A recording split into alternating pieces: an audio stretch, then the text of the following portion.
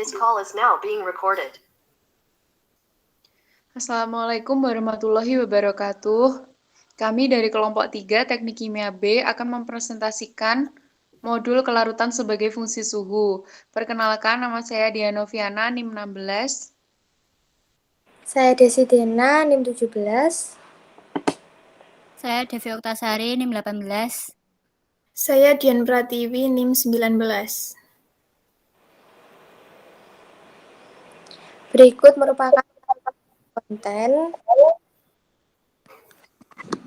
dari IPPT kami. Yang pertama adalah latar belakang, yang kedua tujuan, yang ketiga alat dan bahan, yang keempat prosedur percobaan, yang kelima appendix, dan yang terakhir adalah kesimpulan. Berikut merupakan latar belakang dalam praktikum ini. Kelarutan adalah jumlah zat terlarut atau solut untuk larut dalam suatu zat pelarut atau solvent pada kondisi tertentu. Salah satu faktor dari kelarutan adalah suhu. Perubahan suhu terhadap kelarutan sangat berpengaruh. Apabila semakin tinggi suhunya, maka kelarutan akan semakin tinggi. Pada larutan jenuh, terjadi kesetimbangan antara zat terlarut dalam larutan dan zat yang tidak terlarut. Kesetimbangan ini tergantung pada suhu pelarutan.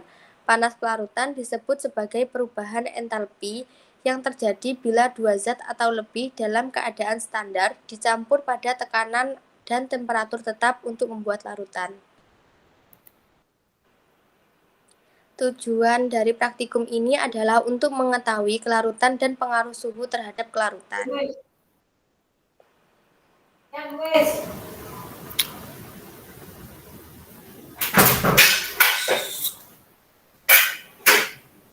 Berikut merupakan alat dan bahan yang digunakan dalam percobaan KSFS. Yang pertama, alatnya yaitu termometer mandiri, yang kedua gelas plastik, yang ketiga baskom, dan yang terakhir kertas.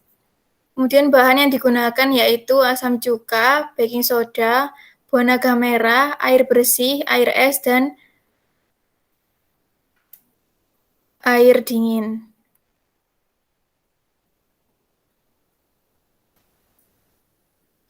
Selanjutnya, prosedur percobaan dari kelarutan sebagai fungsi suhu adalah sebagai berikut.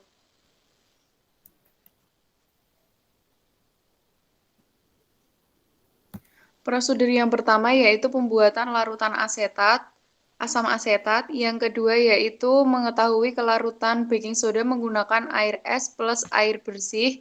Prosedur yang ketiga yaitu mengetahui kelarutan baking soda menggunakan air dingin. Prosedur yang keempat mengetahui kelarutan baking soda dengan menggunakan suhu ruang. Yang pertama, pembuatan larutan asam asetat.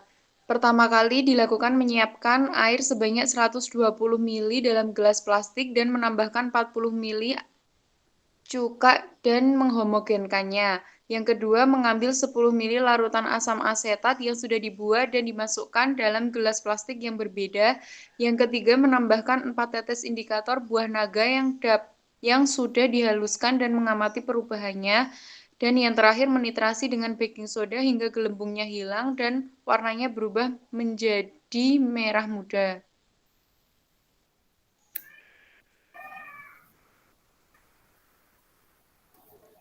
Prosedur yang ketiga yaitu menguji kelarutan baking soda menggunakan air es plus air. Yang pertama, mengambil air es plus air dalam baskom, kemudian mengisi gelas plastik dengan air sebanyak 10 ml. Yang kedua, memasukkan gelas plastik dan termometer mandiri dalam baskom untuk mengukur suhu 0 derajat Celcius. Setelah itu, memasukkan baking soda sedikit demi sedikit ke dalam gelas sampai larutan jenuh. Yang ketiga, menambahkan 4 tetes indikator buah naga dan mengamati perubahannya. Dan yang terakhir, menitrasi dengan baking soda hingga larutan muncul gelembung dan gelembungnya hilang. Prosedur yang ketiga yaitu menguji kelarutan baking soda dalam air dingin. Mengambil air dingin dalam baskom, kemudian mengisi gelas plastik dengan air sebanyak 10 ml. Selanjutnya memasukkan gelas plastik dan termometer mandiri dalam baskom untuk mengukur suhu 0 derajat Celcius. Setelah itu memasukkan baking soda sedikit demi sedikit ke dalam gelas sampai larutan jenuh. kemudian menambahkan 4 tetes indikator buah naga dan mengamati perubahannya, dan yang terakhir menitrasi dengan baking soda hingga larutan muncul gelembung dan gelembungnya hilang.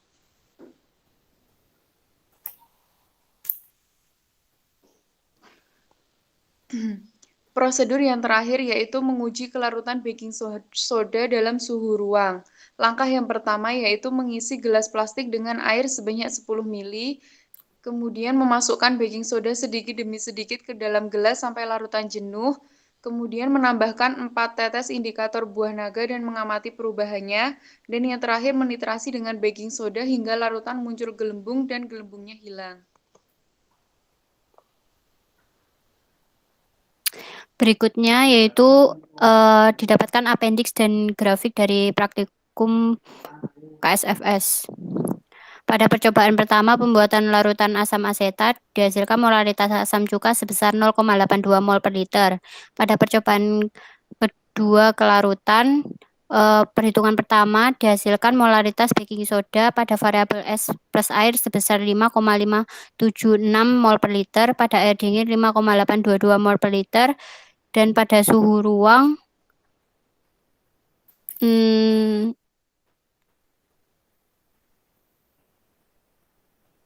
6,232 mol per liter.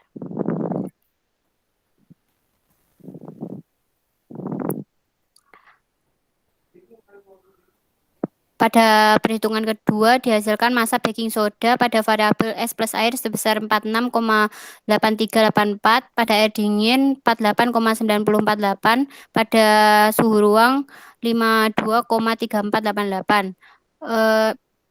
Ketiga, dihasilkan mol baking soda pada variabel S plus air sebesar 0,5576, pada air dingin 0,5822, pada suhu ruang sebesar 0,6232.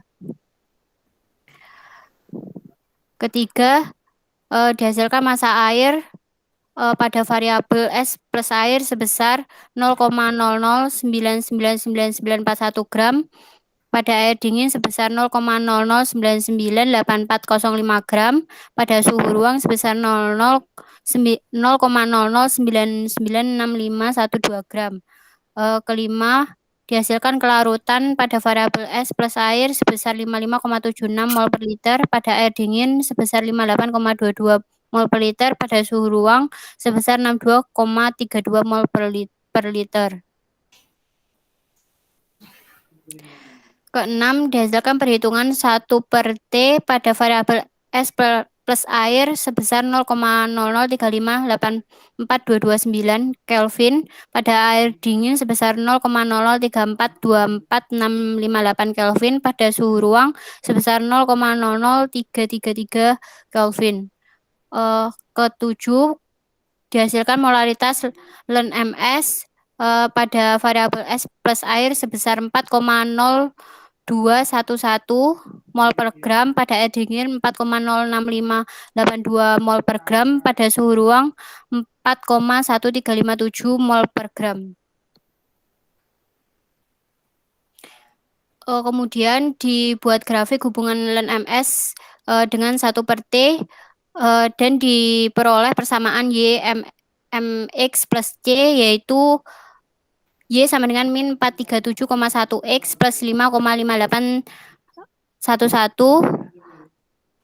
Kemudian dihitung nilai panas kelarutan diferensial dan didapatkan delta HDS sebesar 419,820846 Joule per mol.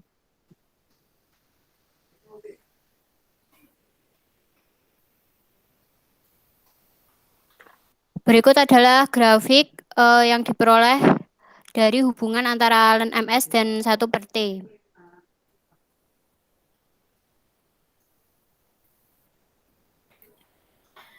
Dari percobaan kelarutan sebagai fungsi suhu yang telah kami lakukan, didapatkan kesimpulan sebagai berikut. Didapatkan delta HDS sebesar 419,8208406 Joule per mol.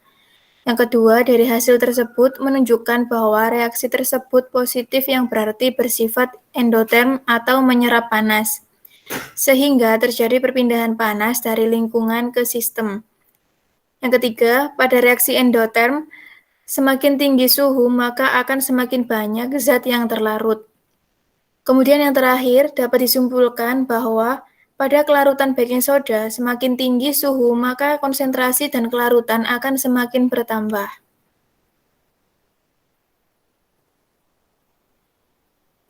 Sekian presentasi dari kelompok kami. Terima kasih. Wassalamualaikum warahmatullahi wabarakatuh.